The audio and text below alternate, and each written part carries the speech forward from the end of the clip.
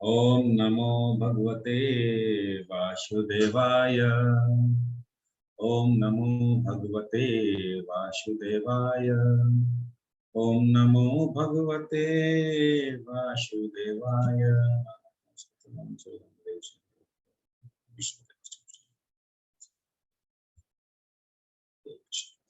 हरे कृष्ण। श्रीमद् भगवद गीता अध्याय 4 श्लोक संख्या 13। तो कल हम लोगों ने देखा कि भगवान विशेष रूप से बताते हैं कि 3 प्रकार के लोग हैं जो भगवान की सत्ता को नहीं समझते हैं या नहीं जान पाते हैं और भगवान को वो पाने की इच्छा भी जाहिर नहीं करते हैं। तो 10वें नंबर श्लोक में बताया चला कि जो व्यक्ति लोग विभिन्न प्रकार के इस भौतिक जगत के आसक्ति यानी राग, भय और क्रोध, इन 3 प्रकार के जो लोग हैं वो भगवान के पास आने की इच्छा नहीं करते हैं। फिर हम लोग ने देखा कि भगवान बताते हैं कि ये था माम प्रपद्यन्ते, जो जिस भाव से भगवान के प्रति समर्पित करता है भगवान उसी भाव के साथ ही उसके अनुरूप उसको फल देते हैं। जो जिस प्रकार जिसकी पूजा करता है, जो जिस प्रकार जिसकी शरणागति होता है, भगवान उसी के प्रति जिसकी वो शरणागति होता है उसी के प्रति उसको जहाँ उनका स्थान है वहां उसको मृत्यु के उपरांत वहां भेजते हैं। और भगवान बताते हैं फिर, जो हम लोग कल खूब विस्तार रूप से हम लोगों ने देखा कि जो देवताओं की पूजा करते हैं वो कहा जाते हैं, देवता किन्हें कहते हैं, देवताओं के द्वारा दिए गए फल कैसे होते हैं, देवता के पास ये शक्ति कहाँ से आती है, देवता और भगवान में अंतर क्या है, देवता कौन है, भगवान कौन है। तो हम लोग इस सब विषयों पे हम लोग ने चर्चा किया। अब आज भगवान ने एक नया चीज बोल रहे हैं। क्या बोल रहे हैं? भगवान बता रहे कि 7 नंबर श्लोक 8 नंबर श्लोक में मैंने अपने बारे में बताया, यानी भगवान ने अपने बारे में बताया 7 नंबर श्लोक 8 नंबर श्लोक में। 10 नंबर श्लोक में उनके बारे में बताया जो भगवान से विद्रोह करते हैं। 12 नंबर श्लोक में भगवान ने बताया कि देवता कौन है और भगवान कौन है। अब 13 नंबर श्लोक में भगवान बताते हैं कि जीव कौन है। जीव यानी who are human beings. Human beings का ऐसे डिवीजन कैसे हुआ? कोई कुछ है, कोई कुछ है, कोई कुछ है, कोई कुछ प्रोफेशन लाइन में, कोई कुछ प्रोफेशन लाइन में, तो कैसे हुआ? क्या है? शास्त्रों के माध्यम से क्या शास्त्र निर्देश करता है? तो भगवान बोलते हैं चातुर्वर्ण मया सृष्टम गुण कर्म विभाग तस्य कर्तारम अपि माम विद्य कर्तारम अव्ययम। तो भगवान बोलते हैं चातुर्वर्ण मया सृष्टम। भगवान बोलते हैं मैंने 4 वर्ण बनाया है। तो क्या 4 वर्ण भगवान ने बनाया है? और ये ऐसा नहीं कि ये 4 वर्ण जो है भारत के स्वाधीनता के बाद में बना या भारत के स्वाधीनता के पहले बना है। ये जब भगवान ने सूर्य देव के राजा को जब सुनाया था, कौन बता सकेगा बिना देखे बिना, कब सुनाया था? विवस्वान को सुनाया था। कब सुनाया था? कितना साल पहले? 12 करोड़ साल पहले। 12 करोड़ साल। 1200 करोड़। 1200 नहीं, 12 करोड़। 1200। तो इतना प्राचीन ये जो है, ये प्राचीन तभी से ये सिस्टम है, तभी भगवान ने ये 4 वर्ण बना दिए थे। अब ये 4 वर्ण क्या है, खूब ध्यान से सुनिए और ध्यान से समझिए। फर्स्ट पहला क्या बोल रहे हैं? चातुर्वर्ण मया सिस्टम गुण कर्म विभाग से। तो हम लोग पहले समझेंगे चातुर्वर्ण मया सिस्टम, पहले इसको समझते हैं। तो इसमें भगवान क्या बोलते हैं? 4 वर्ण मैंने बनाया है। ब्राह्मण, लिखिए आप लोग कागज में लिखिए, ऐसे हॉरिजॉन्टली नहीं, आप लोग वर्टिकली लिखिए। वर्टिकल में लिखिए तब आप लोगों को क्या मैं बताऊंगा फिर वर्टिकल में उसके साथ में क्या लिखना है। लिखिए ब्राह्मण, क्षत्रिय, वैश्य, शूद्र। भगवान बोलते हैं कि मैंने, यानी भगवान ने बनाया है। क्या बनाया है? 4 वर्ण, ब्राह्मण, क्षत्रिय, वैश्य और शूद्र। भगवान बोले कि जब मैंने 4 वर्ण को बनाया, फिर मैंने इन 4 वर्ण को विभाजित किया। कि कौन किस कैटेगरी में पड़ेगा। तो पहले कैटेगरी बनाया मैंने गुण के हिसाब से। गुण मतलब सतोगुण, रजोगुण, तमोगुण, कि कौन आदमी किस गुण में ज्यादा है, उस हिसाब से वो इनमें इस कैटेगरी में पड़ेगा। तो भगवान बोले कि जो ब्राह्मण है, पहला कैटेगरी का मैंने ब्राह्मण बनाया, तो ब्राह्मण जो है वो सतोगुण का है, कि जो ज्यादा अधिकतम सतोगुण में रहता है वो ब्राह्मण में रहेगा। तो ब्राह्मण का काम है सतोगुण में ज्यादा रहना। फिर भगवान बनाया क्षत्रिय। क्षत्रियों को भगवान ने बताया कि ये रजोगुण में ज्यादा रहेंगे। फिर भगवान ने बनाया वैश्यों को। वैश्य जो है रजोगुण और तमोगुण दोनों ही रहेगा इनमें। फिर बनाया भगवान शूद्र। शूद्र को बताया कि इन लोग तमोगुण में रहेंगे। तो यानी भगवान क्या किए, ब्राह्मण, क्षत्रिय, वैश्य, शूद्र, कौन ब्राह्मण होगा कौन क्षत्रिय होगा, तो उसको बताया गया कि सबसे पहले गुणों के हिसाब से ये रहेंगे। ब्राह्मण जो है वो सतोगुण में रहेगा, क्षत्रिय जो है वो तमोगुण में रहेगा, जो तमोगुणी व्यक्ति है वो क्षत्रिय तमोगुण में रहेगा, वैश्य जो है तमोगुण और रजोगुण और तमोगुण में रहेगा, और शूद्र जो है वो तमोगुण में रहेगा। प्रभु जी, क्षत्रिय तमोगुण आप बोल रहे, क्षत्रिय तमोगुण में रहेगा? सत्य रजोगुण बोल रहा हूं मैं, रजोगुण। तो भगवान ने क्या बोला कि मैंने पहले गुण के हिसाब से इनको विभाजित कर दिया। फिर भगवान ने क्या किया, इनके जब गुण बता दिए तो भगवान बता दे कि इनके गुण, जिस प्रकार के इनके गुण हैं, उस गुण के हिसाब से इन लोगों का कर्म भी मैं बता रहा हूं।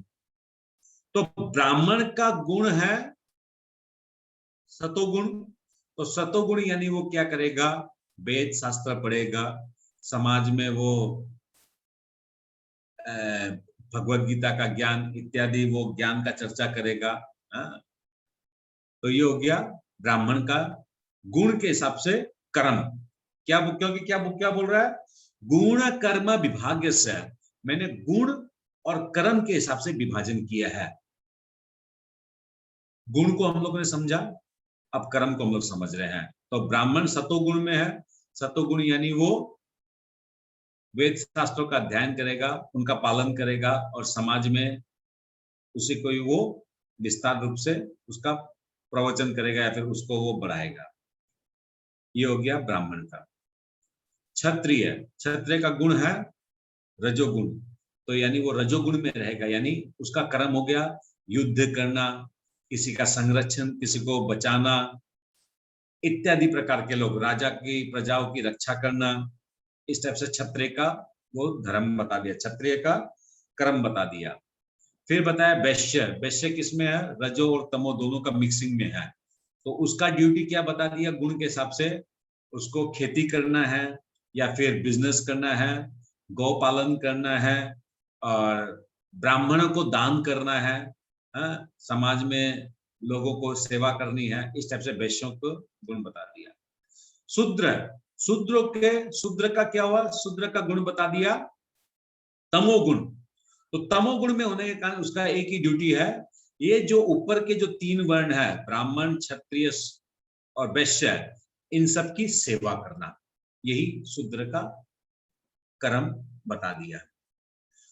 भगवान बोलते हैं कि मैंने ये इसलिए बताया, मैंने ये इसलिए बनाया क्योंकि तुम सतोगुण, रजोगुण, तमोगुण में, गुण के प्रभाव में तो तुम रहोगे, कोई बचा ही नहीं सकता है।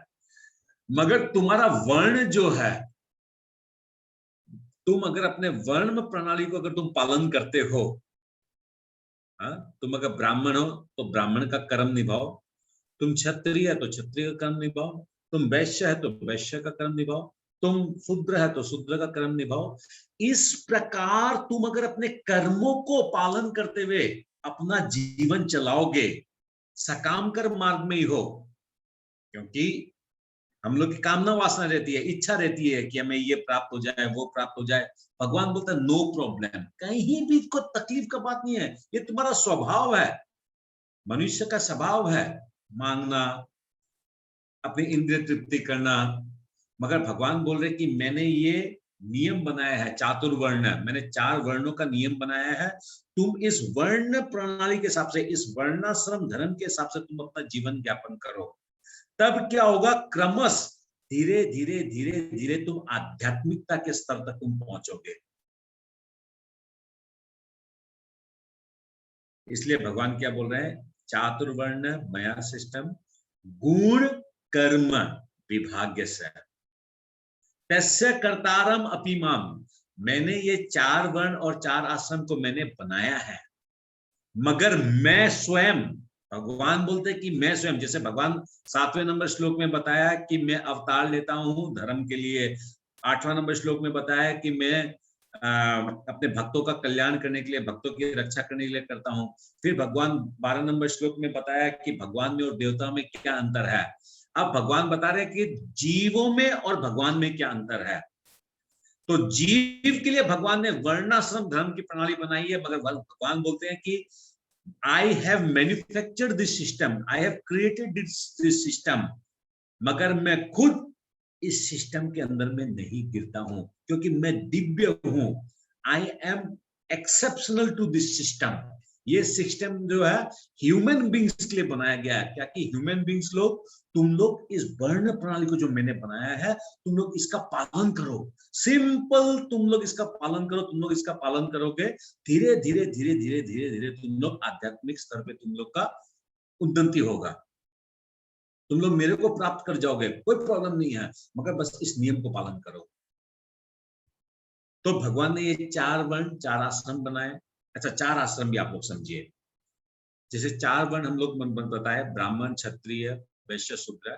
अभी उसी प्रकार 4 आश्रम होते हैं। इन 4 आश्रमों में 4 वर्ण के कोई भी किसी में भी गिर सकता है। जैसे ब्राह्मण है तो ब्राह्मण के लिए भी 4 आश्रम है, क्षत्रिय है तो उसके लिए भी 4 आश्रम है, वैश्य है तो उसके लिए भी 4 आश्रम है, शूद्र है तो उसके लिए भी 4 आश्रम है। तो 4 आश्रम क्या है, जो बच्चा जन्मता है तब से लेके 25 साल की उम्र तक उसको ब्रह्मचारी व्रत पालन करना चाहिए, यानी उसको कोई स्त्री का संग, प्रसंग इत्यादि वगैरह नहीं करना चाहिए। तो 25 साल की उम्र तक ब्राह्मण भी ब्रह्मचारी रह सकता है, क्षत्रिय भी ब्रह्मचारी रह सकता है, वैश्य भी रह सकता है, शूद्र भी रह सकता है, क्या प्रॉब्लम है, कोई सा भी इसमें रह सकता है। फिर भगवान बोले हैं 25 साल उम्र के बाद तुमको अगर लगता है हमको गृहस्थ आश्रम में घुसना है, नो प्रॉब्लम, शादी विवाह करो, अपनी जो धर्म पत्नी है उसी के साथ, एक के साथ ही तुम संपर्क करो, एक के साथ ही तुमको अपना रिलेशन करना है। तो उसको क्या बताया गया, तुम 25 साल से लेकर 50 साल का उम्र तक तुम गृहस्थ आश्रम में रहो। अब ये गृहस्थ आश्रम जो है ब्राह्मण के लिए भी है, क्षत्रिय के लिए भी है, वैश्य के लिए भी है, शूद्र के लिए भी है। 50 साल के बाद धीरे धीरे धीरे धीरे तुम गृहस्थ आश्रम से थोड़ा छुटकारा पाओ, क्योंकि मैंने जो तुमको ये वर्णाश्रम प्रणाली जो बना के जो दिया है, ये क्यों दिया है, ताकि तुम मेरे को प्राप्त हो। तो अब तुम अगर परिवार गृहस्थ में अगर लिप्त रहोगे तो मेरे को कैसे प्राप्त करोगे। तो तुम अब एक काम करो, 50 साल की उम्र तक, क्योंकि वो 25 साल का जो पहले का जो पीरियड दिया था वो ट्रेनिंग पीरियड था। हाँ, उसमें जो है शास्त्र का अध्ययन करना है, भक्ति के बारे में सीखना है। गृहस्थ आश्रम दिया कि तुम उसको प्रैक्टिस करो प्रैक्टिकली अब भक्ति जीवन को। और फिर 50 साल से 75 साल दिया है वर्णाश्रम, 50 साल से 75 साल दिया है आपका वामप्रस्थ। वामप्रस्थ मतलब हो गया कि अब जो वो गृहस्थ आश्रम से निकलकर अपने संतान के प्रति, अपने पत्नी के प्रति, इन सब से जो है वो वैराग्य लेना स्टार्ट करेगा कि ठीक है मेरा परिवार के जन है, मगर 50 साल मेरा पार हो गया, अब मेरा इतना ज्यादा इतना लिप्त नहीं होने, इन लोग के प्रति इतना मेरे को आसक्ति से नहीं रहना है। फिर वो क्या करता है, धीरे धीरे धीरे धीरे फिर उसके लिए एक मार्ग आ गया, आखिरी का मार्ग, वो हो गया सन्यासी। ब्रह्मचारी, गृहस्थ, वामप्रस्थ, सन्यासी। सन्यासी मतलब संन्यास, स प्लस अन्यास इक्वल टू संन्यास। सभी प्रकार से, स मतलब सभी प्रकार से है, न्यास सभी प्रकार से छुटकारा, कोई चीज के प्रति आसक्ति नहीं, कोई कर्म के प्रति या कर्म फल के प्रति कोई इच्छा नहीं, कामना नहीं, कोई आसक्ति नहीं, वो हो गया संन्यास। तो यानी लास्ट में 75 से लेके हम लोग को फिर सन्यासी, बस सिर्फ भगवान का भक्ति। इसलिए बोला गया है कि जो भगवान की भक्ति करता है वो वर्ण आश्रम जो भगवान ने प्रणाली जो बनाई है उसके वो ऊपर है। क्योंकि वर्णाश्रम प्रणाली में क्या होता है, एक चीज आपने मार्क किए कि नहीं किए, वर्णाश्रम प्रणाली भगवान बनाया कि क्रमश धीरे धीरे धीरे भगवान को जानने की कोशिश करना है। मगर हो सके वो अगर इंद्रिय तृप्ति में अगर लिप्त रह गया, वर्णाश्रम धर्म को पालन नहीं किया, उसको स्वर्ग मिलेगा, सिंपल स्वर्ग मिलेगा, नरक मिलेगा, जो भी है वो उधर का यात्रा करता रहेगा। मगर जो भक्ति करेगा, जो भगवान से अटैचमेंट रहेगा, जो कृष्ण से अटैचमेंट रहेगा, वो वर्णाश्रम प्रणाली को भी अगर सपोज किसी कारण से अगर नहीं मान पा रहा है या नहीं हो पा रहा है, किंतु वो कृष्ण भावनामृत अगर है, कृष्ण भावना भावित है, कृष्ण से जुड़ा हुआ है, तब वो क्या है, इस वर्णाश्रम प्रणाली से फ्री है, इज फ्री, कोई बात नहीं है। शूद्र हुआ, सपोज शूद्र हुआ, शूद्र का गुण क्या हुआ, तमोगुण, और तमोगुण के हिसाब से उसका काम क्या है, सर्विस करना। किसका सर्विस करना, गृहस्थ आश्रम और ब्राह्मण क्षत्रिय वैश्य, इन सबका सेवा करना। मगर अब सपोज एक शूद्र है, सपोज मैं एक शूद्र हूं, मैं शूद्र परिवार में जन्म लिया, यानी गुण के हिसाब से, कर्म के हिसाब से भगवान ने जो डिवीजन बनाया, मैं वैसे कर जीवन यापन करूं, धीरे धीरे धीरे धीरे धीरे धीरे मैं आध्यात्मिक को ज्ञान होगा, मेरे को आध्यात्मिक का ज्ञान होगा। मगर अब मैं शूद्र हूं और 15 साल 7 साल 20 साल 25 साल की उम्र में मेरे को मालूम चला कि कृष्ण परमपिता परमेश्वर है, मेरे को आत्मज्ञान होगा, मेरे को मालूम चलेगा कि मैं आत्मा हूं, मेरा भगवान के साथ नित्य संबंध है, मृत्यु के समय मेरे को भगवान की स्मृति में शरीर को छोड़ना, भगवान को प्राप्त करना है, मेरे को कर्म बंधन में नहीं फंसना है, ये माया जाल बहुत भयानक है, भगवद गीता का वो किया, आप भक्तों का संग किया। सपोज ये शूद्र कुल में जन्म लेने के बाद भी ये मेरे और आपसे बहुत ऊपर है। क्यों मेरे से और आपसे बहुत ऊपर है? बिकॉज वो कृष्ण से अटैच्ड है, वो आत्म साक्षात्कार व्यक्ति है, उसको मालूम चल गया है उसका जीवन का उद्देश्य क्या है। तो यानी वर्णाश्रम प्रणाली जो भगवान बनाया कि धीरे धीरे मेरे को समझने का कोशिश करो, भगवान को समझने का कोशिश करो। मगर ये शूद्र तो 15 साल का उम्र में 10 साल का उम्र में भगवान को समझ लिया है, तो ब्राह्मण से ऊपर है ये। क्योंकि ब्राह्मण भी क्या करेगा, धीरे धीरे धीरे धीरे समझेगा। हो सकता है ब्राह्मण सकाम कर्मी हो, क्या बताया गया ब्राह्मण को कि तुम सतोगुण में रहो, तुम शास्त्रों का अध्ययन करो। हो सकता है वो वेद का 92% में वो फंसा हुआ रह जाए, ब्राह्मण हो सकता है, कोई बड़ा बात नहीं है। फिर धीरे धीरे क्रमश धीरे धीरे वो ऐसे अध्ययन करते करते करते करते उसको जब ज्ञान होगा कि मेरा तो भगवान के साथ संबंध है, तब वो क्या है, इस ब्राह्मण का जो स्टेज है, ब्राह्मण का जो स्टेज है, सतोगुण का स्टेज है, उसको पार करके शुद्ध सतोगुण में चला जाएगा। उसी प्रकार वो शूद्र जो है, क्षत्रिय है, वो भी शुद्ध सतोगुण में चला जाएगा भगवान के प्रति ज्ञान होने से। तो भगवान बोले कि अगर तुम्हारे में ज्ञान नहीं हुआ मेरे बारे में, तुम नहीं जानते हो मेरे बारे में, नो प्रॉब्लम, मैंने जो वर्णाश्रम प्रणाली को बनाया इसको फॉलो करो। सिंपल में मैं जो बोल रहा हूँ, भगवान बोले दिव्य ज्ञान, इस चैप्टर का नाम दिव्य ज्ञान है। तो ये जीवन, मनुष्य को जीवन कैसे ज्ञापन करना है, ये उसके बारे में ज्ञान है। देवताओं का जैसे बारे में भगवान ज्ञान दिया है, वैसे भगवान अब जीव के बारे में ज्ञान दे रहे हैं। But we have to decide, क्या तो हम लोग फॉलो करें प्रॉपर्ली वर्णाश्रम प्रणाली को, और अगर हम लोग भगवान से सच में जुड़े हुए हैं, भगवान के प्रति हम लोग एकदम really we are dedicated to lord Krishna, तो वर्णाश्रम प्रणाली का हम लोग को जरूरत ही नहीं है। ओके, इसका तात्पर्य को पढ़िए, कोई जिसका नेटवर्क पूरा है और आराम से पढ़िए। फिर हम लोग इस पे 1-2 क्वेश्चन में आप लोग को पूछूंगा, खूब ध्यान से आप लोग इसको सुनिए। पढ़िए माता जी। हरे कृष्ण। पढ़िए। भगवान प्रत्येक वस्तु में सृष्टा है, प्रत्येक वस्तु उनसे उत्पन्न है, उनके ही द्वारा पालित है, और प्रलय के बाद प्रत्येक वस्तु उन्हीं में समा जाती है। अतः वे ही वर्णाश्रम व्यवस्था के सृष्टा है, जिसमें सर्वप्रथम बुद्धिमान मनुष्य का वर्ग आता है, जो सतोगुणी होने के कारण ब्रह्मांड कहलाते हैं। ब्राह्मण कहलाते हैं। ब्राह्मण ब्राह्मण ब्राह्मण सॉरी। द्वितीय वर्ग प्रशासक वर्ग का है, जिन्हें रजोगुणी होने के कारण क्षत्रिय कहा जाता है। वणिक वर्ग या वैश्य कहलाने वाले लोग रजो तथा तमोगुण के मिश्रण से युक्त होते हैं, और शूद्र या श्रमिक वर्ग के लोग तमोगुणी होते हैं। मानव समाज के इन 4 विभागों की सृष्टि करने पर भी भगवान कृष्ण इनमें से किसी विभाग वर्ण में नहीं आते, क्योंकि वे उन बद्ध जीवों में से नहीं है जिनका एक अंश मानव समाज के रूप में है। मानव समाज भी किसी अन्य पशु समाज के तुल्य है, किंतु मनुष्य को पशु स्तर से ऊपर उठाने के लिए ही उपर्युक्त वर्णाश्रम की रचना की गई, जिससे क्रमिक रूप के कृष्ण भावनामृत विकसित हो सके। किसी विशेष व्यक्ति की किसी कार्य के प्रति प्रवृत्ति का निर्धारण उसके द्वारा अर्जित प्रकृति के गुणों द्वारा किया जाता है। गुणों के अनुसार जीवन के लक्षणों का वर्णन इस ग्रंथ के 18वें अध्याय में हुआ है, किंतु कृष्ण भावना भावित व्यक्ति ब्राह्मण से भी बढ़कर होता है। यद्यपि गुण के अनुसार ब्राह्मण को ब्रह्मा या परम सत्य के विषय में ज्ञान होना चाहिए, किंतु उनमें से अधिकांश भगवान कृष्ण के निर्विशेष ब्रह्मा स्वरूप को ही प्राप्त कर पाते हैं। किंतु जो मनुष्य ब्राह्मण के सीमित ज्ञान को लांघ कर भगवान श्री कृष्ण के ज्ञान तक पहुंच जाता है, वही कृष्ण भावना भावित होता है, अर्थात वैष्णव होता है। कृष्ण भावनामृत में कृष्ण के विभिन्न अंशों यथा राम, नरसिंह, वराह आदि का ज्ञान सम्मिलित रहता है, और जिस तरह कृष्ण मानव समाज की इस चातुर्वर्ण्य प्रणाली से परे है, उसी तरह कृष्ण भावना भावित व्यक्ति भी इस चातुर्वर्ण प्रणाली से परे होता है, चाहे हम इसे जाति का विभाग कहे, चाहे राष्ट्र अथवा संप्रदाय का। हरे कृष्ण। हरे कृष्ण। Thank you. एक बार मेरे को एक माताजी ने फोन किया था, वो इस क्लास में है कि नहीं मेरे को ध्यान में नहीं है।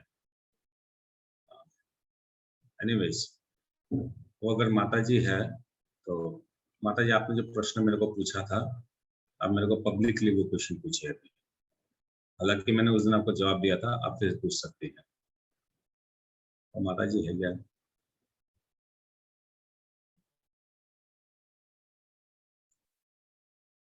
ओके।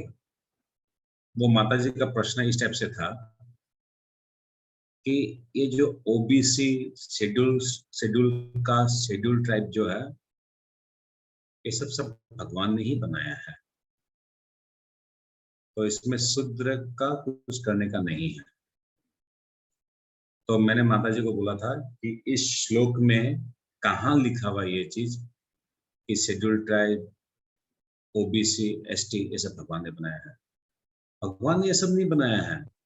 भगवान ने गुण और कर्म के हिसाब से विभाजित किया है। भगवान ये थोड़ा है कि तुम अगर शूद्र हो या लोअर कास्ट के हो तो तुम लोअर ही रहोगे, तुमको एक ठो समाज में तुमको एक ठो स्पेशल तुमको एक ठो वो मिलना चाहिए, स्टेटस मिलना चाहिए। ऐसा तो कुछ इस श्लोक में कहीं मिला गया हम लोग को? ये सिस्टम हम लोग का डेमोक्रेसी ने बनाया है, हम लोग का कॉन्स्टिट्यूशन ने इसको बनाया है। भगवान के साथ कोई लेना देना नहीं है। भगवान ने हम लोग के बीच में अंतर नहीं किया है, एक को एसटी, एक को जनरल, एक को ओबीसी, एक को एमओबीसी। ये हम लोगों ने इस टाइप से एक टैग लगा दिया है। भगवान ने ऐसा टैग नहीं लगाया। शूद्र है, no problem, where is the problem? तुम अपना कर्म के हिसाब से जीवन ज्ञापन करते रहो, शास्त्र को पढ़ो और धीरे धीरे क्रमश तुम अपने आप को लिबरेट करो। क्षत्रिय हो, तुम अपना कर्म को करो, तुम्हारा काम एडमिनिस्ट्रेशन का, तुम एडमिनिस्ट्रेशन का काम करो, धीरे धीरे अपने आप को लिबरेट करो। तुम ब्राह्मण हो, तुम इसमें रहो, सतोगुण में रहो, तुम स्पिरिचुअलिटी लाइफ को प्रैक्टिस करो, तुम भी अपने आप को लिबरेट करो। शूद्र है, तुम सर्विस दो, तुम धीरे धीरे तुम भी अपने आप को लिबरेट करो। भगवान ने ओबीसी एसटी हमारे में विभाजन नहीं किया, हम लोगों ने विभाजन किया है ये सब। तो अगर है माताजी यहाँ पर, आई डोंट नो, तो वो सिविल अंडरस्टैंड। ओके। हरे कृष्णा प्रभु जी। हाँ, हरे कृष्ण। है माताजी? वो है क्या? कहाँ है वो माताजी? नहीं, गीता पता नहीं प्रभु जी, मैं गीता बोल रही हूँ प्रभु जी। हाँ, तो ये जो थोड़े सालों पहले 100, 150, 200 साल पहले जो ये प्रथा थी कि शूद्र जो है वो शास्त्र पढ़ने का अधिकारी नहीं है, ऐसे वो पंडित लोग बोलते थे। तो ये तो भगवान ने नहीं बोला था। तो मेरे को लगता है कि ये जो कास्टिज्म आया है, जो अभी ओबीसी एसटी एससी ये जो बना है, बिकॉज ऑफ वो कुछ लोगों के कारण ये अभी उनको बहुत सताया गया, मतलब उस जमाने में उनके पूर्वजों को जो शूद्र थे, तो उसके वजह से शायद वो प्रोटेस्ट करने के चक्कर में अभी ये बन चुका है क्या प्रभु जी ऐसा? क्योंकि आपने अभी बोला कि भगवान ने कहा है कि तुम भी शास्त्र पढ़ो और धीरे धीरे मेरे पास आओ। ओके, बहुत इंटेलिजेंट बात किया माता जी ने। क्या हुआ था माता जी कि आज से करीब करीब 250 200 सवा 200 साल पहले, करीब 250 साल पहले, ये जो राजा लोग जो होते थे, ब्राह्मण लोग पहले राजा लोग के दरबार में रहते थे, क्षत्रिय लोग भी राजा के दरबार में रहते थे। और जो क्षत्रिय लोग जो रहते थे, राजा खुद क्षत्रिय होता था, तो वो क्या करता था, जो ब्राह्मण होते थे उनसे उन लोग सलाह मशवरा करते थे कि राज्य को कैसे चला जाए, शास्त्र क्या बात बोल रहा है, शास्त्र को कैसे नियम है, क्या कैसे चला जाए। तो शूद्र लोग जो है उन लोग पे दमन करने के लिए उन लोग क्या किए, ब्राह्मण लोग राजा लोग को मिसगाइड करने लग गए। और क्या हुआ, सबसे पहले उन लोग का मंदिर में प्रवेश बंद हो गया। फिर क्या हुआ, साथ में बैठना उठना, हालांकि वो शूद्र था, साथ में उठना बैठना उसका उस टाइम पर, राजा के टाइम पर भी नहीं था, मगर क्या था कि उसको डिप्राइव नहीं किया जाता था उसका राइट से, जो उसका बेसिक राइट्स है वो उसको मिलता था। और शूद्र लोग जो होते थे, पहले के राजा लोग हर साल में जो भी इनकम होता था, राजा को जो भी वो आता था, रेवेन्यू जो आता था, उसमें से जब वो बांटता था ना, तो वो मैक्सिमम जो अपना धन जो है वो शूद्र लोग को दिया करता था। ब्राह्मण लोग को ऐसे लगने लग गया कि हम लोग सारा बुद्धि देते हैं, हम लोग के थ्रू ये इनकम आता है और ये शूद्र लोग ले जाता है, क्यों ना शूद्र लोग को और राजा के बीच में हम लोग थोड़ा सा डिवीजन, डिवाइड एंड रूल का पॉलिसी हम लोग करते हैं। इन लोग को अगर हम लोग थोड़ा सा राजा के नजर में गिर दिया जाए या कुछ हम लोग नियम बना दें, तब क्या होगा, जो राजा जो इन लोग को दान करता है वो मैक्सिमम पार्ट हम लोग को मिलने लग जाएगा। इस प्रकार से कुछ स्वार्थों से जुड़े रहने के कारण क्या हो गया, शूद्रों का दमन होने लग गया। और दमन होने के कारण क्या, भारत का कॉन्स्टिट्यूशन भी फिर बी आर अम्बेडकर जी ने लिखा, जो वो भी जो हरिजन समाज से बिलोंग करते थे, शायद वो हरिजन समाज से बिलोंग करते थे क्या, if I am not wrong, right, है ना। तो फिर उन्होंने जब उसको कॉन्स्टिट्यूशन को जब वो लिखा, डेफिनेटली कोई भी आदमी हो थोड़ा बहुत प्लस माइनस करेगा ही, तो उसी प्रकार वो सारा सब कुछ चलता रहा। और फिर बाद में जब कांग्रेस सरकार आई, तो कांग्रेस सरकार में उड़ीसा और बिहार ना कौन सा स्टेट था पता है मेरे को याद नहीं है, उनको लेकर जो सबसे पहले ये चाय बगीचा वालों लोग को एसटी ओबीसी का लफड़ा चालू किया, और वहां से फिर जो है ये सारा सिस्टम बनता गया। फिर उसके बाद गुज्जर जो है राजस्थान के, उनको भी चाहिए। फिर उसके बाद हर एक जन को फिर जो है मतलब फिर एक कंसेप्शन आया भारत में, भूमिपुत्र का कंसेप्शन एक आया कि कौन खिलंजिया भूमिपुत्र है उसको स्पेशल स्टेटस दिया जाएगा। तो ये सारे स्टेटस की जो परिभाषा जो है ना, ये परिस्थिति के साथ में मैंने और आपने बनाई है, भगवान का इसके साथ ना लेना ना देना। ये हम लोग को क्लियर कंसेप्शन होना चाहिए, जिसको गीता माता जी ने खूब सुंदर तरीका से बताया है, राइट। ओके, राधिका देवीदास जी कुछ बोलना चाहती हैं आप? हम लोग नेक्स्ट श्लोक में जाएं। प्रभु जी मुझे एक चीज पूछना है। प्रभु जी अभी आपने बताया कि भगवान ने गुणों और कर्मों के हिसाब से सब विभाजन किया था। तो प्रभु जी मतलब पहले क्या ये ब्राह्मण फैमिलीज और ये क्षत्रिय फैमिलीज ऐसे नहीं होती थी क्या? मतलब कैसे विभाजन किया था? पहले जैसे पहले मतलब ये ब्राह्मण फैमिलीज, क्षत्रिय फैमिलीज, ये तो मतलब शुरू से होती हुई आई है ना, तो भगवान ने विभाजन नहीं किया। इसका तो पहले तो इसका नियम बहुत अच्छे से पालन होता था। इसका नियम तो पहले हम लोगों ने समझ लीजिए लास्ट 80 साल भी नहीं, समझ लीजिए मोटा मोटी हम लोग को, हाँ ये 80-100 साल 100-125 साल हुआ है हम लोग इस वर्णाश्रम प्रणाली जो भगवान ने जो बनाया है इसको हम लोग ने पूरा टोटली खत्म कर दिया है। इसके पहले जो ब्राह्मण घर में जो जन्मते थे वो बच्चा लोग को धोती पहनाना, तिलक करना, उसको सिंपल, बहुत सिंपल कुटिया में रखते थे क्योंकि उसको सिंपलिसिटी में रहना है, उसको स्पिरिचुअल किताब पढ़ना है, इस टाइप से रहता था। वो ऐसे थोड़ी ना था वो ब्राह्मण कि वो वैश्य को देखा कि वो इतना पैसा कमा रहा, धन कमा रहा है, ठीक है कल से मैं भी बिजनेस करूंगा, ये सब थोड़ी ना था। ये सब अब हुआ, अब ये सब लटर पटर सब चालू हो गया, पहले नहीं था ऐसा, नेवर। ठीक है प्रभु जी, थैंक यू। पहले तो खूब अच्छा नियम था, बहुत अच्छा ना। क्षत्रिय थे तो क्षत्रिय घर में जो पैदा होते थे वो राजा से प्रशिक्षण मिलता था, उन लोग को पूरा ट्रेन किया जाता था उस टाइप से, उन लोग का जीवन भी वो वैसे चलाते थे और उन लोग उसमें संतुष्ट थे। क्योंकि क्या था, दो चीज प्रभुपाद बार बार बोलते हैं, पहले के लोग संतुष्ट थे और आज के दिन हम लोग असंतुष्ट है। क्योंकि पहले के लोग क्या करते थे, जमीन में एक छोटी कुटिया बनाते थे, उसमें अपनी खेती करते थे, खेती से जो उन लोग का उत्पन्न होता उससे अपना जीविका चलाते थे। और उन लोग गाय को पालते थे, गाय को पालने से क्या था, उनको दूध वगैरह दही जो भी चाहिए वो सब उन लोग को मिल जाता था। यानी रुपया पैसा का सिस्टम जो है, रुपया पैसा का सिस्टम तो इतने अभी आया है, पहले तो हम लोग का बार्टर सिस्टम था। बार्टर सिस्टम के बाद जो है हम लोग का कॉइन सिस्टम जो है, कौन सा एक मुगल का राजा है, शायद औरंगजेब था क्या, वो इसका जो कॉइन सिस्टम लेके आया। कॉइन सिस्टम लेने का करेंसी सिस्टम तो अभी आया हम लोग पे, पहले तो रुपया पैसा का चक्कर था नहीं, पहले नियम था। हम लोगों ने, मैंने और आपने ही समझे इस नियम को थोड़ा है, पहले नियम था। और हमारे बच्चे तो इसको और भी जानेंगे नहीं, वर्णाश्रम प्रणाली किसको बोलते हैं। ठीक है, ओके नेक्स्ट श्लोक, 14 नंबर श्लोक क्या बोलता है, नामम कर्माणि लिम्पन्ति नाम कर्म फल स्पृहा इति माम यह अभिजानाति कर्म भी न स बध्यते।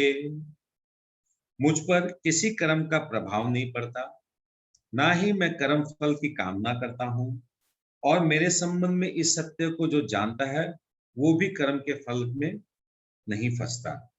तो देखिए ये 14 नंबर श्लोक 9 नंबर श्लोक की तरह है। जो 9 नंबर श्लोक में जो जानेगा भगवान का जन्म और कर्म के बारे में, वो भगवान को पूर्ण रूप से जानेगा और वो भगवान के धाम को प्राप्त होगा। उसी प्रकार यहाँ क्या बोला गया है कि जो चातुर्वर्ण है, ये जो वर्णाश्रम धर्म जो मैंने बनाया है वो मैंने जीवों के लिए बनाया है कि जीव तुम लोग उसके हिसाब से अपना कर्म करो है, और धीरे धीरे तुम लोग आध्यात्मिकता को तुम लोग प्राप्त करो। मगर भगवान बोल रहे कि मैं इस वर्णाश्रम प्रणाली के अंदर में मैं नहीं गिरता हूं, इसलिए मुझे ना तो कोई कर्म करने की कोई जरूरत है और ना ही मैं कर्म फलों के प्रति आसक्त रहता हूं। मगर इस वर्णाश्रम प्रणाली में हम जीव लोग क्या करते हैं, सपोज अगर ब्राह्मण है तो हम लोग का आसक्ति है। कैसे आसक्ति है कि मैं समाज में अगर वो थोड़ा सा धर्म का प्रचार करूंगा तो मेरे कुछ रुपया पैसा मिलेंगे, उससे मैं अपनी जीविका चलाऊंगा, अपना परिवार को चलाऊंगा। क्षत्रिय है तो वो सोचता है कि मैं राजा की सेवा करूंगा, कुछ एडमिनिस्ट्रेशन वर्क करूंगा, उससे मेरे को रुपया मिलेगा, उससे परिवार। हम लोग सबको रुपया पैसा के पीछे क्यों दौड़ रहे हैं, सिर्फ परिवार को चलाने के लिए। मगर हम लोग कोई भी ये नहीं समझ रहे हैं परिवार जो है भगवान चलाता है, हमारी कोई योग्यता ही नहीं है परिवार चलाने की। बट स्टिल ये तो हम लोग इसलिए बोल रहे हैं कि हम लोग भक्ति मार्ग में अभी से जुड़े हुए हैं बोलकर। सपोज हम लोग सकाम कर्म के मार्ग में हैं तो नो प्रॉब्लम। कोई अगर वैश्य है तो वैश्य भी कोई रुपया पैसा धन संपत्ति कमा रहा है कि अपने परिवार को चलाने के लिए। शूद्र है वो भी पैसा कमा रहा है अपने परिवार को चलाने के लिए। यानी सभी कर्मों के पीछे उसका एक तो लॉजिक है, उसका एक तो रीजन है, उसका एक कर्म फल है, कर्म फल के प्रति एक आसक्ति है।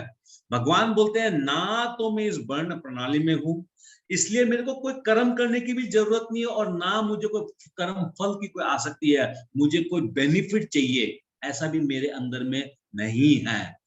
तो जो ये चीज जान जाएगा, क्या जान जाएगा कि मैं दिव्य हूं, मैं सनातन हूं, मैं तुम लोग की तरह नॉर्मल इंसान नहीं हूं, क्योंकि तुम लोग इस भौतिक जगत से उत्पन्न हो। हम और आप किससे बने हुए हैं? हम लोग 24 तत्वों से बने हुए हैं, राइट? जो लोग फर्स्ट क्लास के थे तो आप लोगों को मालूम है सपोज 24 तत्व में हम लोग मूल 5 तत्वों को लेते हैं। मूल 5 तत्व यानी पृथ्वी, जल, अग्नि, वायु, आकाश, इससे हम लोग का शरीर बना हुआ है। ये शरीर जो हम लोग को मिला, खूब ध्यान से सुनिए, ये शरीर जो हम लोग को मिला, ये क्यों मिला? हम लोग तो सच्चिदानंद स्वरूप थे, आत्मा थे हम लोग भगवान से ईर्ष्या किया और कुछ कामना वासना हम लोग के मन में आ गया। जो अल्प स्वाधीनता जो भगवान हम लोग को दिए थे, वो अल्प स्वाधीनता को हम लोग क्या समझ लिए? हमको भोग करना है। तो भगवान बोले भोग करने के लिए मैंने एक तुम लोग के लिए जगह बना रखा है, उसको पृथ्वी लोग बोलते हैं।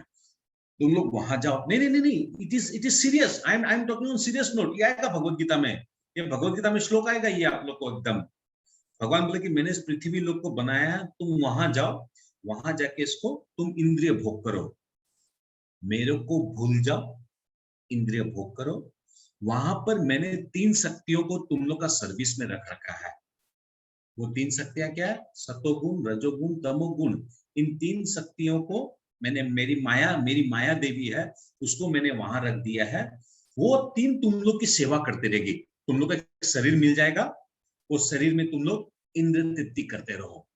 अभी वो इंद्र तृप्ति करता है, उसका मृत्यु होता है, फिर एक शरीर मिलता है, फिर एक तो मृत्यु होता है, फिर एक शरीर मिलता है, फिर एक मृत्यु होता है, फिर एक शरीर मिलता है।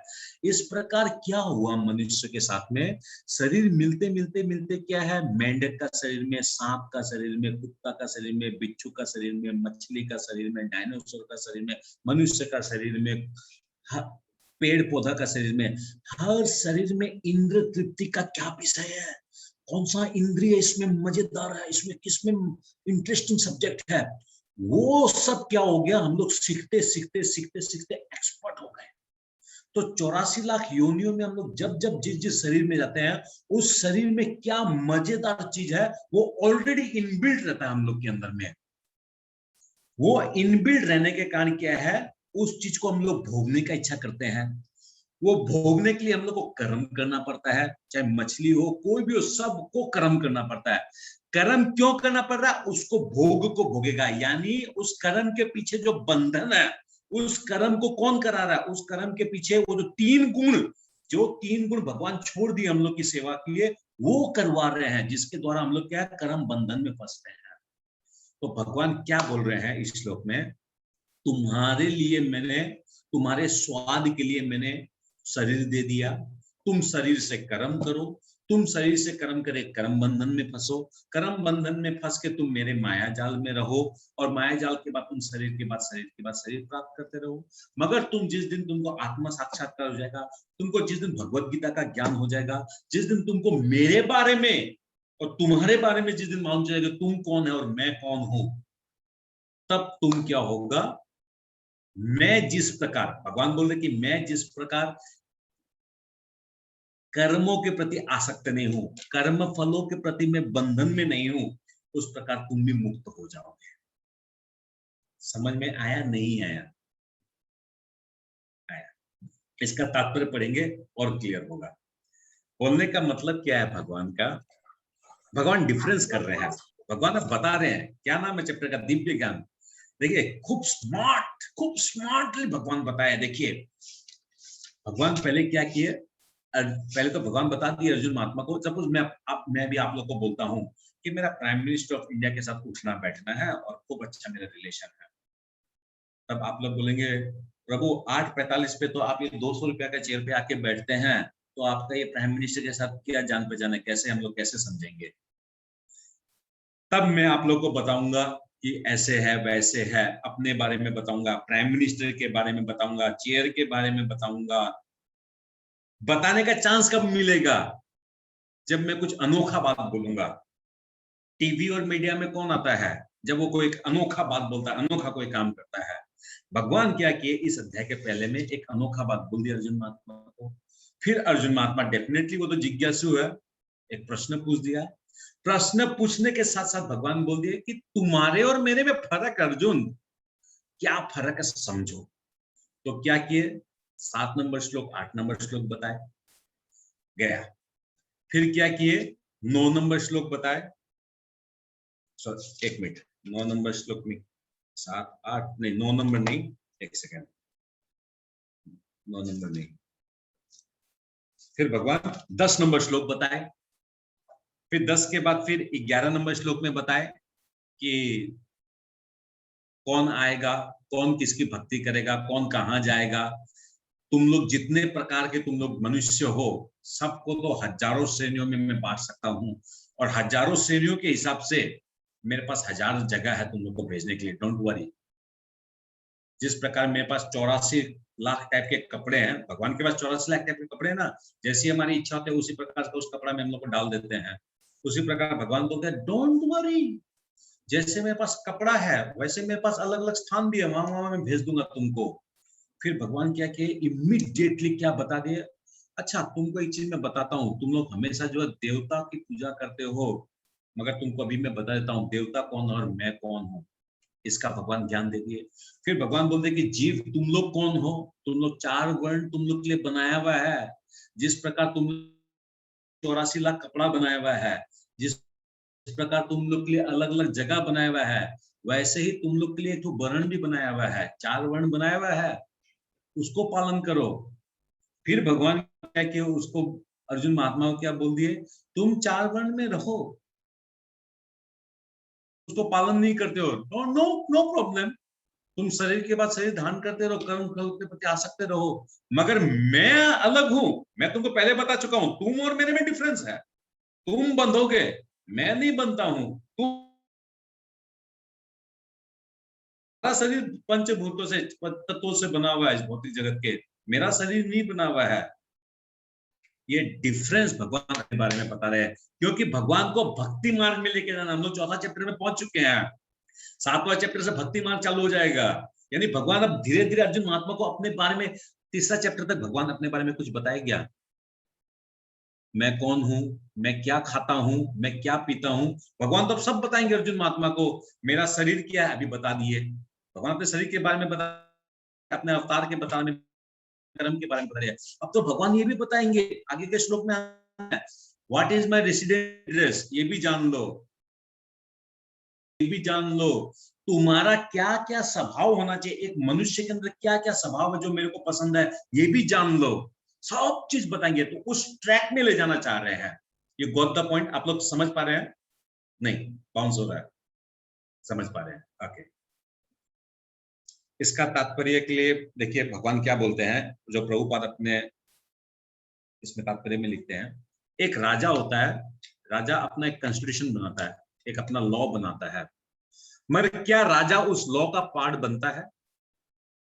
राजा किस लिए बनाता है? प्रजा के लिए लॉ बनाता है। उसी प्रकार भगवान ने जो नियम जो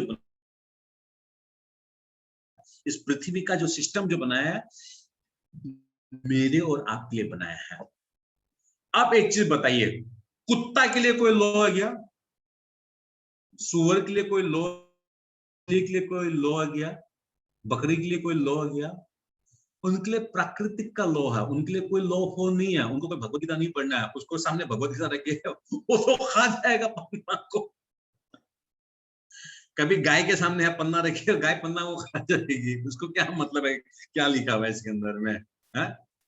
काला अक्षर किसके बराबर, वो आप लोग खुद सुनते हैं। तो भगवान इसी प्रकार भगवान बोले कि मैं लॉ बनाया हूं, but I am beyond this law. फिर आगे प्रभुपाद क्या बोलते हैं इस श्लोक में,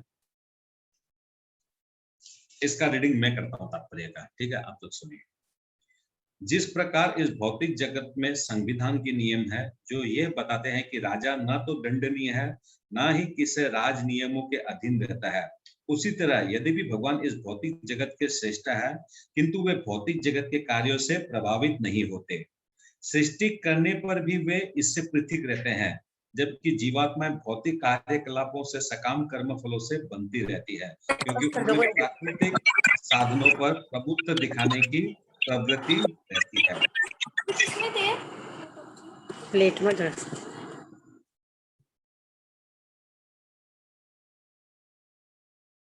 भगवान क्या बोल रहे हैं, मैंने ये नियम बनाया, मगर इस नियम से मैं फ्री हूं।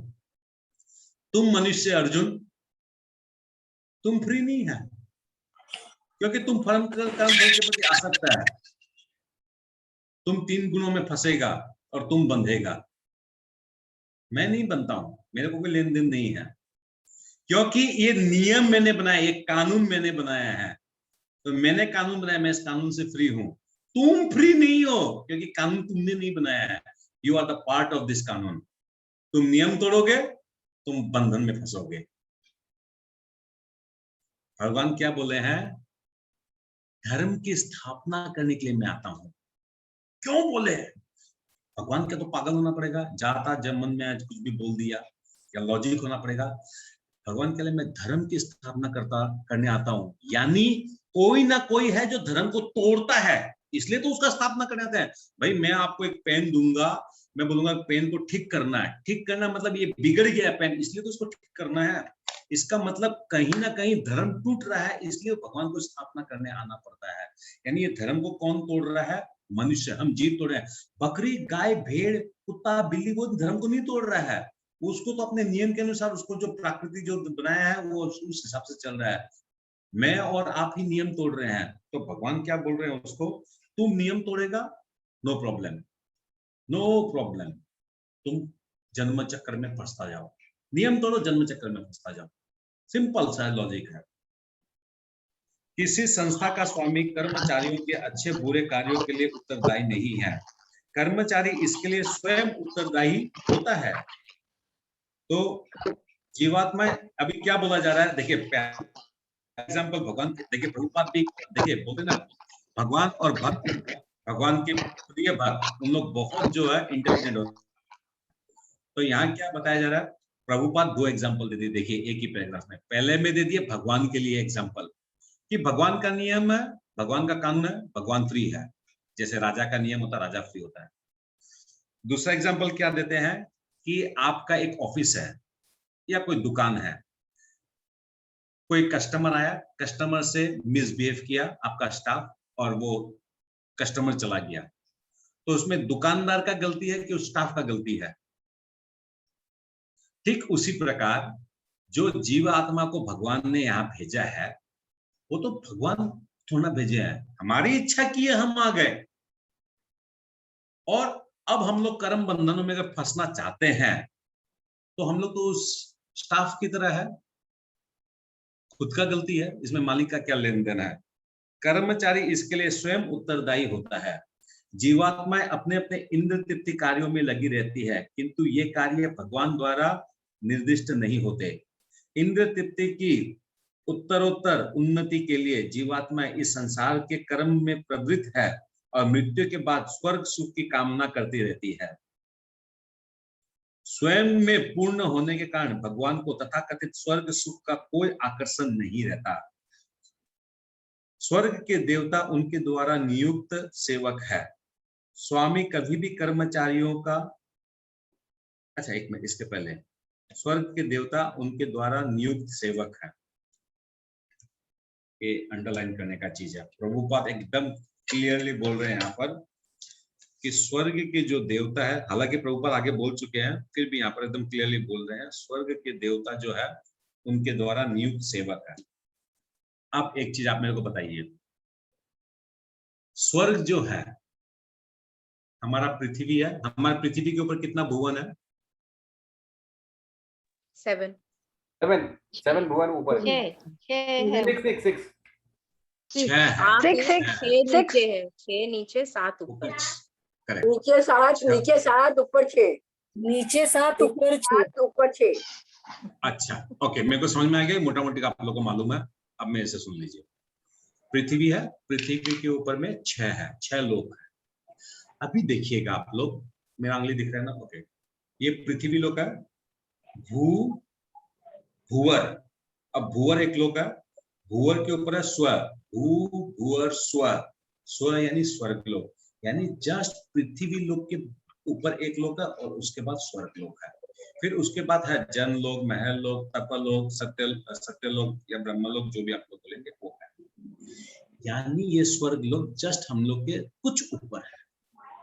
भागवतम के अंदर में 500 एग्जाम्पल है, 500 एग्जाम्पल्स है कि जब जब इस पृथ्वी लोक में भगवान की लीला होता है, भगवान प्राकट होते हैं, कोई संत महात्मा भगवत गीता बोल रहा है, कोई संत महात्मा रामायण बोल रहा है, या कोई भगवत गीता का प्रचार हो रहा है, देवी देवता लोग को स्वर्ग लोक से इस भूलोक पे आना पड़ता है।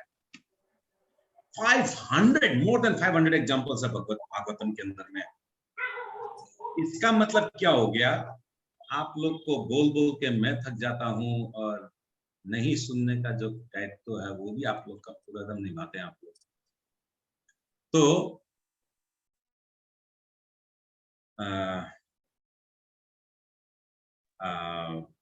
देवी देवता भूलोक पे आते हैं। देवी देवता भूलोक पे, यस यस यस, देवी देवता लोग क्या करते हैं? भगवान की बात सुनने के लिए, भगवान का आस्वादन करने के लिए उन लोग भूलोक में आते हैं। यानी ये मालूम चलता है कि देवता लोग इस भूलोक में आने के लिए तड़पते हैं। इसका मतलब हम लोग का भूलोक में ही एक ऐसा सिस्टम है जिसके अंदर हम लोग भगवान का नाम ले सकते हैं, भगवान का कीर्तन कर सकते हैं। और इस भूलोक में ऐसा शरीर हो सकता है कि जो देवी देवताओं का जो शरीर है, हो सकता है, ये मेरे को मिला नहीं है, मगर मेरे को ऐसा लगता है बहुत बार देवी देवताओं को जो शरीर मिला है, वो शरीर में शायद उन लोग डायरेक्ट भगवत धाम नहीं जा पाते हैं। उन लोग को कोई ना कोई कारणवश, ये हम लोग को मनुष्य शरीर जो हम लोग को मिला है, इस टाइप का शरीर मिलना पड़ता होगा इन लोग को, तब भक्ति करते हैं और फिर भगवान के धाम लोग को प्राप्त होता है। इसलिए इन लोग को बार बार इन लोग आते हैं। बहुत उदाहरण अगर मैं अभी देने लग जाऊं तो सारा क्लास इसी में चला जाएगा कि ये तो छोड़ दीजिए, मैं आप लोग को बोलूं भागवतम में ऐसे भी है, ब्रह्मा लोक से ब्रह्मा जी भी आते हैं, महर लोक से, जन लोक से, तप लोक से सब कोई आते हैं। महर्षि बोलते हैं ना हम लोग का भागवतम में, जब परीक्षित महाराज जब बोले थे महर्षि, देवर्षि, गंधर्व, किन्नर, ब्रह्मलोक, ब्रह्मा जी सब आ गए, जितने ऋषि मुनि थे सब कोई आ गए थे भागवतम सुनने के लिए। इसका मतलब सब कोई आते हैं इस पृथ्वी लोक में। वैसे मैंने एक और चीज सुना था कि इस पृथ्वी लोक में जो हमारा भगवत गीता 700 श्लोक का है, नहीं भागवतम 18,000 श्लोक का है, वही भागवतम स्वर्ग लोक में 1,00,000 श्लोक का है। तो और बहुत टफ है उसमें। क्या ये जो उपनिषद जैसे आप लोग बोलते हैं, क्या था वो संस्कृत में है, संस्कृत में जो पारंगत होता है ना, खूब एक्सपर्ट होता है, वही वो सब तो समझ सकता है।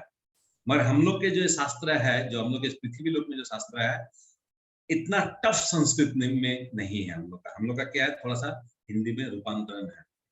I don't know whatever the reason. बोलने का तात्पर्य है कि देवता लोग जो है, भगवान बोल रहे हैं कि देवता लोग जो है भगवान के द्वारा नियुक्त है, सेवक है? हम लोग से कुछ खास ऊपर भी नहीं है उन लोग। और हमारे इस पृथ्वी लोक में उन लोग आते रहते हैं। ज्यादा दूर जाने का दरकार क्या है? सुबह पहले आपको सूर्य देवता दिखते कि नहीं दिखते हैं, रात को चंद्रमा दिखता कि नहीं दिखता है। तो कौन है इन लोग? इन लोग देवता की श्रेणी में आते हैं। तो ये पृथ्वी में डेली आते हैं, डेली जाते हैं। ओके। स्वामी कभी भी कर्मचारियों का सा निम्न स्तरीय सुख नहीं चाहता। वो भौतिक क्रिया प्रतिक्रिया से पृथक रहता है। उदाहरण, पृथ्वी पर उगने वाली विभिन्न वनस्पतियां के उगने के लिए वर्षा उत्तरदायी नहीं है। यदि भी वर्षा के बिना वनस्पति नहीं उग सकती।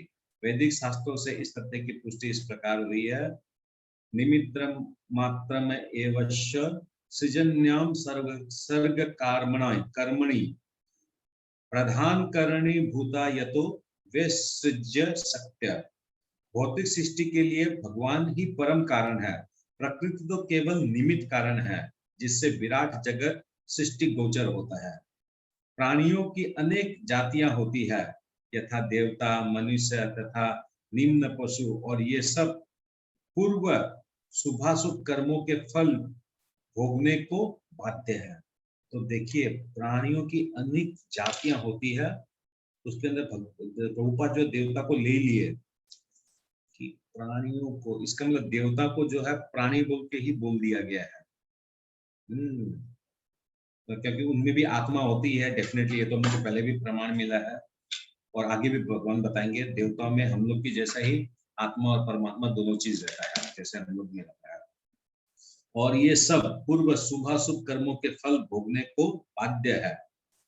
हाँ, इंद्र का बहुत सारा उदाहरण आता है जिसमें इंद्र का भी जो है फलों के प्रति, फल भोगने के प्रति बहुत आसक्त रहता है। भगवान उन्हें ऐसे कर्म करने के लिए केवल समुचित सुविधाएं तथा प्रकृति के गुणों के नियम सुलभ कराते हैं, किंतु वे उनके किसी भूत तथा वर्तमान कर्मों के लिए उत्तरदायी नहीं होते। वेदांत सूत्र में पुष्टि हुई कि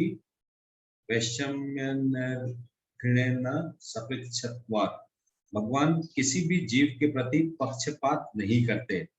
जीवात्मा अपने कर्मों के लिए स्वयं उत्तरदायी है। ओके, तो भगवान ये जो किसी को ब्राह्मण कुल में अगर जन्म दिया है, तो ऐसा नहीं है उसको हर बार ब्राह्मण कुल में जन्म देंगे। हो सकता है इस बार ब्राह्मण कुल में जन्म दिए हैं, उसका पिछला जन्म में कुछ ऐसा कर्म किया हुआ है, कुछ ऐसी उसकी इच्छा रही, इसलिए ब्राह्मण जन्म में मिला। अब सपोज वही आदमी अगर जो ब्राह्मण कुल में जन्म लेके जो भगवान ने वर्णाश्रम प्रणाली जो दिया उसको वो पालन नहीं करके वो शूद्र वाला अगर काम किया है, हाँ, तो उसको अब नेक्स्ट टाइम जब कभी भी उसका जब जन्म होगा उसको ब्राह्मण कुल में नहीं देगा। जेतु उसका इच्छा एक रह गया है शूद्र वाला, उसको शूद्र कुल में दे देगा। इसका मतलब ये क्लियर हो गया यहाँ पर कि भगवान ब्राह्मण क्षत्रिय वैश्य शूद्र बनाया है, मगर इसमें जो हम लोग को डाला गया है, कौन किसमें डाल, भगवान भाई सबको ब्राह्मण में डाल दिया हम लोग को, सबको तो ब्राह्मण में नहीं डाला, किसी को क्षत्रिय में डाला, किसी को वैश्य में डाला, किसी को शूद्र में डाला है। हालांकि हम लोग का इंटेलिजेंसी था ब्राह्मण में नहीं है। इसका मतलब पिछला जन्म में या लास्ट जब मैंने मनुष्य शरीर को जब त्यागा है, या पिछले जन्म में मेरे जो कर्म थे, मेरी जो वासनाएं थी, उस हिसाब से वो सारा कैलकुलेशन करके, और जितनी योनियां उन सब का कैलकुलेशन, कुछ फॉर्मूला होता होगा भगवान का, वो सारा फॉर्मूला के हिसाब से मेरे को इस बार वैश्य में दे दिया, या आपको ब्राह्मण में दे दिया, या किसी को क्षत्रिय में दे दिया, गुणों के हिसाब से दे दिया, जिस प्रकार हमारी स्थिति थी। क्या बताया गया, भगवान किसी भी जीव के प्रति पक्षपात नहीं करते हैं कि उनको प्रमिला माता जी पसंद है तो ठीक है उनको ब्राह्मण में दे दिया, मैं पसंद नहीं हूं तो मेरे को शूद्र में दे दिया, ऐसा नहीं है।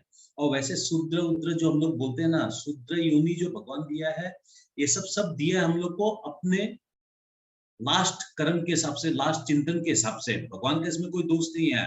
और शूद्र भी अगर मिला है, भगवान ने बोला कि ब्राह्मण को जितना हक है शास्त्र पढ़ने का, तुमको भी उतना हक है। ब्राह्मण मेहनत कर रहा है, ब्राह्मण चेष्टा कर रहा है, तुम शूद्र हो, तुम क्षत्रिय हो, तुमको भी चेष्टा करना है। मगर हम क्या करते हैं, चेष्टा नहीं करना चाहते हैं। मैं शूद्र हूं, सपोज मैं समझ लिया कि मैं ये जो हरिजन घर में जन्म लिया हूं सपोज, तो वहां पर मेरा क्या कर्तव्य बनता है, अगर मेरा पिताजी मेरे को सिखाया होता कि नहीं मेरे को भी अपने इस तरीके से सिस्टम से हम लोग को स्पिरिचुअल लाइफ में जाना है, मगर अब वहां पर मेरे को बचपन से अगर शराब पीते हुए सबको देखूंगा, सब कोई उसी टाइप से उसी माहौल में रहते हैं, गाली गलौज करना, लड़ाई झगड़ा करना, तो डेफिनेटली मैं जो सीखेंगे माँ बाप को या रिश्तेदारों को या अड़ोसी पड़ोसी के, वही तो बच्चे लोग उसको अपनाएंगे, तो वो उसी में वो लिप्त हो जाता है।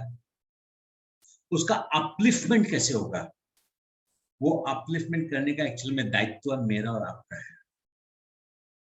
हम लोग को एक्चुअली उन लोग को भी कृष्ण प्रचार करना चाहिए, उन लोग को भी भक्ति मार्ग में लाना चाहिए, उन लोग को भी भगवत गीता, मेरे और आपके पास खाने का भगवान पैसा दिया है, एक भगवत गीता दाम 150 रुपया या 160 रुपया मंदिर से खरीदने से, हम लोग को क्या करना चाहिए, महीना में हो या 6 महीना से हो, कम से कम 2 भगवत गीता 3 भगवत गीता इस टाइप का लोगों को तो हम लोग दे सकता है कि नहीं। ये मैं अभी बोल रहा हूँ आप लोग को, बोलते बोलते मेरे ब्रेन में आया, क्योंकि मैं भी ये काम को नहीं कर रहा था। तो I should also practice and I should also start. देखते हैं भगवान की क्या मर्जी है, we will start very soon. क्योंकि मैं जब बोल रहा था, बोलते मेरे मन में आया कि इसका मतलब उस बेचारा का क्या गलती है। सपोज मैं शूद्र में जन्म लिया, मेरा क्या गलती हुआ कि पिछला बर्थ में या फिर पिछला जन्म में या पिछला जब भी मेरे को मनुष्य मिला, मैं तब भी नहीं सोच पाया, तब भी मेरे को ज्ञान में नहीं आया, मैं क्या कर्म फलों में बंधा हुआ रह गया। भगवान का दोष नहीं है, ये तो मान में आया, ये तो समझ में आ गया यहाँ से, भगवान का तो दोष नहीं है, भगवान निर्लिप्त है, भगवान तो इसके साथ किसी बड़े पक्षपात नहीं करते हैं। मगर हम क्या भक्त हुए, क्या हम लोग प्रभुपाद के अनुयायी हुए, हम लोग अगर हम लोग उन लोग का उद्धार करने का चेष्टा नहीं करें तो we must I don't know about you, मगर मैं ऐसा सोच रहा हूँ कि यस आई शुड डू। भगवान उसे प्रकृति अर्थात बहिरंगा शक्ति के माध्यम से केवल सुविधा प्रदान करने वाले हैं, क्योंकि वो बेचारा क्या वो माया के जाल में फंसता जा रहा है। वो समझ ही नहीं पा रहा है कि भगवान 4 वर्ण बनाया है, क्यों बनाया है, क्या कारण है उसके पीछे। वो क्या है, वो बस लिप्त होते जा रहा है और इंद्र तृप्ति कर रहा है, लिप्त होते जा रहा है, माया बंधन में वो फंसता जा रहा है। जो व्यक्ति इस कर्म नियम की सारी बारीकियों के भली भांति अवगत होता है, वो अपने कर्म के फलों से प्रभावित नहीं होता। यानी अगर वो शूद्र भी अगर कोई है और उसको अगर अपना नियम अगर मालूम है कि उसका वर्णाश्रम का नियम क्या है, वो लिप्त होगा क्या? आज मैं और आप, हम लोग वैश्य या शूद्र ये है, क्षत्रिय है, सपोज हम लोग मैक्सिमम लोग जो जुड़े हुए हैं यहाँ पर, क्या तो लोग वैश्य या फिर हम लोग क्षत्रिय है, ब्राह्मण भी कुछ है यहाँ पर, no doubt, but suppose maximum अपने लोग वैश्य या क्षत्रिय अपने लोग। अगर हम लोग को सच में अगर मालूम चल जाए वर्णाश्रम प्रणाली क्या है, मैं और आपको कोई भी जानबूझ के इसमें फंसने का कोशिश करेंगे कि हम लोग इस पृथ्वी में नहीं। तो इसका मतलब वो शूद्र जो है वो बेचारा सेवा भी कर रहा है हम लोग का, और हम लोग का जो ड्यूटी है उसके प्रति वो हम लोग नहीं निभा रहा है। क्यों? उसको 100 रुपया दे दो, बस 100 रुपया दे दो, खत्म, बात हुआ, खत्म काम। मगर हम लोग को मालूम भी है ये बात कि उसको जो 100 रुपया मिला है वो क्या करेगा, 50 रुपए का इमीडिएटली जाके वो लीकर खरीदेगा, इमीडिएटली लीकर खरीदेगा, फटाक से वो लीकर मार देगा। देखिएगा driver, bus driver, handyman, sweeper, ये अपने घर का सिक्योरिटी गार्ड्स, इन लोग सब कोई मैक्सिमम उपाय नहीं है, ये हम लोग का गलती है, उन लोग का गलती नहीं है। दूसरे शब्दों में जो व्यक्ति भगवान के इस दिव्य स्वभाव से परिचित होता है वो कृष्ण भावनामृत में अनुभवी होता है, अतः उस पर कर्म के नियम लागू नहीं होते। मैं बोल रहा हूँ, पता नहीं मेरा दिमाग में क्यों आ रहा है, मैं जहां रहता हूँ ये गुवाहाटी की बहुत अच्छी लोकेलिटी है जिसको जीएस रोड बोलते हैं, one of the most pose area of north east India. मगर हम लोग जिस जो बिल्डिंग है हम लोग का पीछे की तरफ जो है पूरा हरिजन पट्टी है। इतना दिन हो गया, इतना साल से मैं पढ़ रहा हूँ, मैं भगवान मतलब मैं अपने बच्चों का मतलब वो करके बोल रहा हूँ, मेरे को आज तक मेरे ब्रेन में नहीं आया कि उन लोग को भगवान वर्णाश्रम प्रणाली के हिसाब से दिया है, किंतु वो बेचारा एनालिसिस ही नहीं कर पा रहा है। वो एनालिसिस नहीं कर पा रहा है, ठीक है, वो तो दोषी है। मैं जो एनालिसिस कर पा रहा हूँ, दुनिया का भाषण देता हूँ, मैं क्या किया उन लोग के लिए, मैं क्या किया? I am also a nonsense, स्वार्थी हूं, अपना स्वार्थ के बारे में सिर्फ सोच रहा हूं। वी शुड डू, कल ही जो मैं, देखिए आगे क्या होता है फिर बात करेंगे। जो व्यक्ति भगवान के दिव्य स्वभाव को नहीं जानता और सोचता है कि भगवान के कार्यकलाप सामान्य व्यक्तियों की तरह कर्म फल के लिए होते हैं, वे निश्चित रूप से कर्म फल में बंध जाते हैं। आज से जो तात्पर्य ना मैं ही पढ़ूंगा, ठीक है, क्योंकि तात्पर्य पढ़ने से मेरे ब्रेन में और कुछ बात घूमता है, तो मैं ही तात्पर्य पढ़ूंगा आपसे।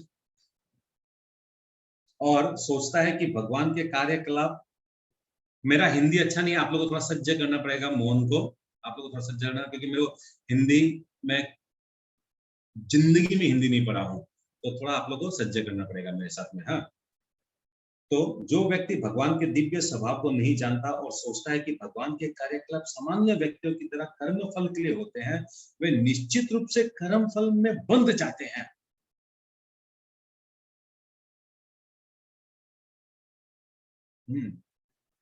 अभी देखिए यहाँ पर मार्क करने का बात है, जो व्यक्ति भगवान के दिव्य स्वभाव को नहीं जानता वो कर्म फल में बनता है, सिंपल। तो भगवान के दिव्य स्वभाव को जो नहीं जानता वो कर्म फल में बनता है। अब भगवान का दिव्य स्वभाव क्या है, भगवान का स्वभाव क्या है? पूरा रामायण पूरा भगवत गीता घुस जाएगा इसी वर्ड में। भगवान का स्वभाव क्या है, इसमें पूरा भगवत गीता का प्रवेश हो जाएगा। मैं आप लोगों को एक प्रश्न पूछता हूँ, भगवान का स्वभाव क्या है? दयालुता। दयालुता, अच्छा। और भक्तों का कल्याण, भक्तों का वात्सल्य, सच्चिदानंद। राहुल प्रभु क्या बोल रहे हैं? सच्चिदानंद। यस यस, यही बोला था। अगर हम लोग एक बार के लिए, आप लोग आज रात को जो है ना, आज रात को आप लोग एक बार सिर्फ सोचेगा, भगवान सत चित आनंद है। अब इसके अंदर देखेगा पूरा ये ज्ञान अगर हो जाता खोपड़ी के अंदर में कि भगवान सत है, भगवान चित है, भगवान आनंद है, अब आपको पूरा भगवत गीता जो भी हम लोग पढ़े हैं आज तक सब घुस जाएगा इसके अंदर में कि वो अगर सच्चित आनंद है तो मैं कौन हूं, तुम मेरा इसके साथ क्या संबंध है, मेरे इसके साथ अगर संबंध है तो वो वहां है, मैं यहाँ क्यों हूं, मैं उसके साथ क्यों नहीं हूं, तो उसके साथ रहने के लिए मेरे को क्या करना पड़ेगा, अगर मैं वहां उसके साथ अगर रहता हूं तो क्या मैं दोबारा आऊंगा कि नहीं आऊंगा, जैसे अभी मैं आ गया, अभी आया हूं तो मैं क्या गलती के कारण आ गया हूं, वहां जाऊंगा तो क्या गलती मेरे को नहीं करना है, पूरा गीता का ज्ञान आ जाएगा। इसलिए क्या बोला, हम लोग कर्म बंधन में क्यों फंस रहे हैं, प्रभुपाद हालांकि इसको 2-3 सेंटेंस में बोल रहे हैं, क्या बोल रहे हैं प्रभुपाद सुनिएगा, जो व्यक्ति भगवान के दिव्य स्वभाव को नहीं जानता और सोचता है कि भगवान के कार्यकलाप सामान्य व्यक्तियों की तरह कर्म फल के लिए होते हैं, वे निश्चित रूप से कर्म फलों से बंध जाते हैं। इतना लंबा सेंटेंस को हम लोग छोटा करते हैं, क्या छोटा करते हैं, भगवान के दिव्य स्वभाव को जो नहीं जानता वो कर्म फलों से बनता है। तो भगवान के दिव्य स्वभाव को जब जान जाएंगे तब हम लोग का कर्म क्या होगा, द्वितीय अध्याय के हिसाब से क्या होगा हम लोग का कर्म, बताइए क्या होगा हम लोग का कर्म भी दिव्य हो जाएगा। नहीं, हम लोग का कर्म, हम लोग का निष्काम कार्यक्रम क्या होगा, निष्काम कर्म होगा। निष्काम कर्म कैसे होगा, निष्काम कर्म कौशल से होगा। Yes, very good.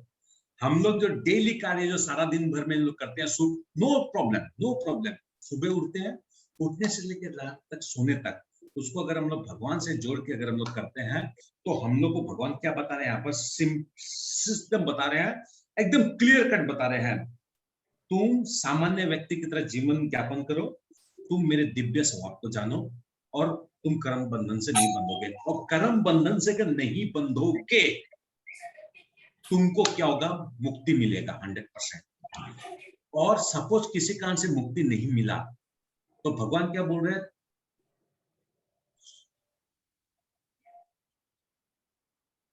शूद्र में क्यों गिरा, क्योंकि उसकी शूद्र टाइप की इच्छा थी, वैश्य में क्यों गिरा, क्योंकि वैश्य टाइप की इच्छा थी, मगर तुम जब कर्म फलों से नहीं बंधोगे, इसका मतलब तुम बहुत शुद्ध हो, गारंटी के साथ तुमको मैं ब्राह्मण दे दूंगा, वहां पर तुम जन्म लेना, मेरा नाम लेना, तुमको मैं ले जाऊंगा। इसका मतलब वर्णाश्रम प्रणाली भगवान ने बनाया है, मगर उस वर्ण के अंदर में कौन किस में घुसेगा, मतलब कौन किस में जाएगा, ब्राह्मण क्षत्रिय वैश्य शूद्र कौन किस में जाएगा, इट डिपेंड्स अपॉन अस, ये हमारे पे डिपेंड कर रहा है, ये भगवान पे डिपेंड नहीं कर रहा है, क्योंकि भगवान के लिए क्या बताया गया, भगवान पक्षपात नहीं कर रहे हैं।